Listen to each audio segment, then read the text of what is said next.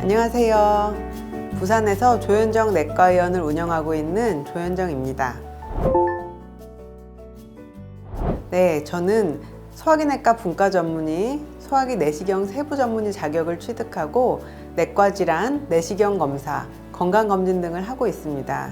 기능의학 및 항암 보조요법에도 관심이 많아 관련 환자분 치료도 함께하고 있습니다.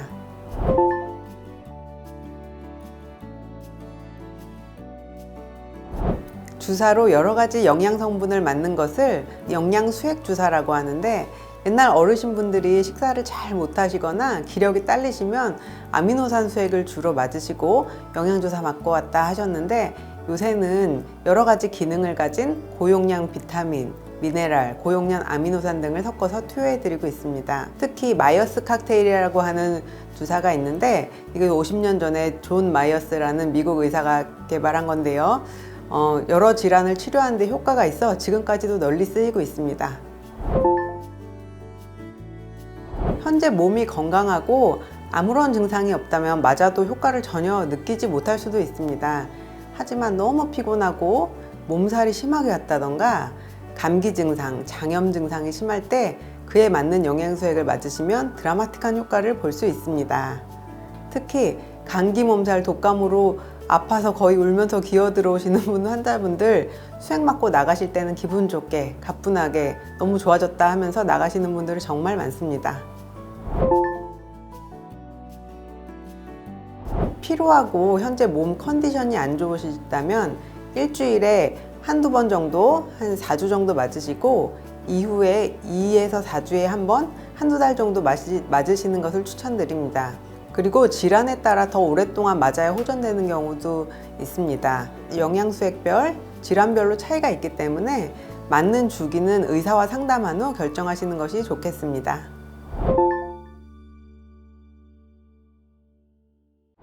너무 피곤하고 컨디션이 안 좋다, 과로를 심하게 했다던가 잠을 며칠 못 잤다던가 하시면 비타민 C와 비타민 B1이 들어있는 종합 비타민 수액에다가 감초주사, 태반주사, 글루타치온 주사 등이 도움이 될 수 있습니다. 하지만 원인 없이 장기간 필요한 경우에는 꼭 혈액 검사를 통해서 갑상선 이상이라던가 부신 기능 이상이 있는지 확인해 보시는 것이 필요합니다. 아토피, 알러지 등 자가 면역 관련 피부 질환이 있는 경우 비타민C, 감초주사, 태반주사, 비타민 B5 등이 효과가 좋습니다. 특히 비타민C는 콜라겐 합성의 전구체인데 기미세포에서 멜라닌 생성을 억제하는 효과가 있고, 고용량에서 알러지약으로 쓰이는 항히스타민 효과를 작용하기도 합니다. 그리고 글루타치온 주사를 꾸준히 맞으시면 이것도 멜라닌 세포를 억제하기 때문에 피부톤이 밝아지시는 효과를 보실 수 있습니다.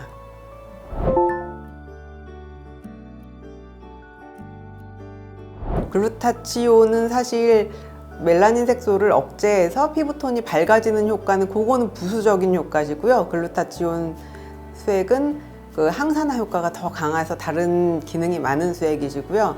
비타민 C, 감초주사, 태반주사의 경우 피부 재생 효과가 있어서 여러 가지 조합하여 맞으시면 효과가 훨씬 좋습니다.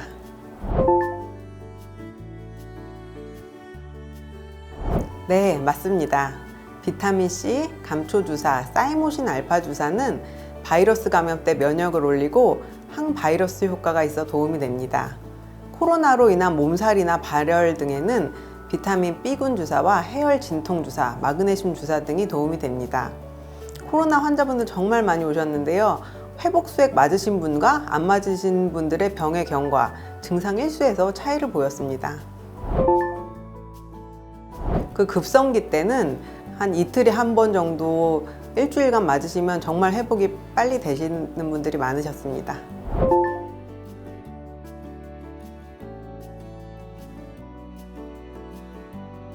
평소 건강한 상태고 증상이 전혀 없으시면 음식 잘 섭취하시고 영양제 챙겨 먹는 것만으로도 충분할 수 있습니다. 하지만 급만성질환이나 컨디션이 매우 안 좋은 상태에서는 상대적으로 비타민 요구량이 매우 증가하게 됩니다. 이럴 때 경구로 복용하는 것만으로는 필요 혈중 농도에 도달하기 힘듭니다. 그래서 정맥으로 투여하면 높은 혈중 농도를 유지할 수 있기 때문에 경구 투여와 다르게 효과를 보실 수 있는 겁니다. 네, 있습니다.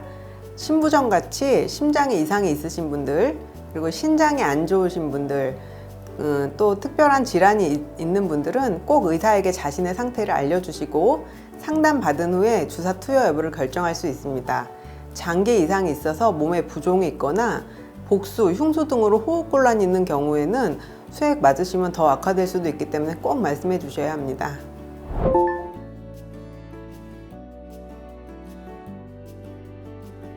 특별히 대체적으로 몸에 많이 물이 차 있는 상태에서는 수액 같은 게 들어가면 더 심하게 악화될 수 있기 때문에 그런 병이 아닌 이상은 대부분은 이제 맞아도 된다고 볼 수 있습니다. 크게는 없지만 수액 투여 전에는 꼭 본인의 기저질환, 현재 상태 등을 의사에게 말씀해 주시고 가끔 이제 수액 맞고 저 칼륨 혈증이 올 수도 있다고 하는데 그것을 예방하기 위해 칼륨이 풍부한 과일을 섭취하는 것도 도움이 될 수 있다고 합니다. 하지만 중간에 맞는 도중에 숨이 찬다던가 어지럽다던가 이상이 발생하면 꼭 말씀해 주셔야 합니다. 들어가는 성분에 따라 주사 후에 어지럼증이나 미식거림 등이 발생할 수 있어 무리한 운동이나 사우나 같은 것은 피하시는 게 좋습니다. 가격은 사실 병원마다 다르기 때문에 꼭 그렇다고는 할 수 없습니다. 가격도 중요하지만 무슨 성분을 맞는지가 더 중요합니다. 하지만 대체적으로 여러 가지 성분이 많이 포함되면 가격이 올라가기는 합니다. 그래서 가격보다는 무슨 성분을 맞는지 확인하시는 것이 더 도움이 될 겁니다. 저희 병원에서도 환자분의 상태를 고려해서 성분을 결정하고 처방을 내리기 때문에 환자마다 다 조합이 달라서 가격이 조금씩 달라질 수 있습니다. 비타민 B1, 프로설타민은 피로 회복에는 좋지만 가끔 과민 반응을 일으켜서 못 맞으시는 경우도 있으시고요. 비타민 C는 특히 고용량 비타민 C 맞을 때는 혈관이 예민하신 분들은 주사 맞는 동안 혈관통 등이 발생할 수 있습니다. 혈관을 확장시키는 작용이 있는 마그네슘이나 아르기닌 주사는 맞은 후에 저혈압이 발생하면서 어지러울 수도 있습니다. 이러한 부작용 발생 시 즉시 의료진에게 알려주시면 적절한 도움을 받으실 수 있습니다.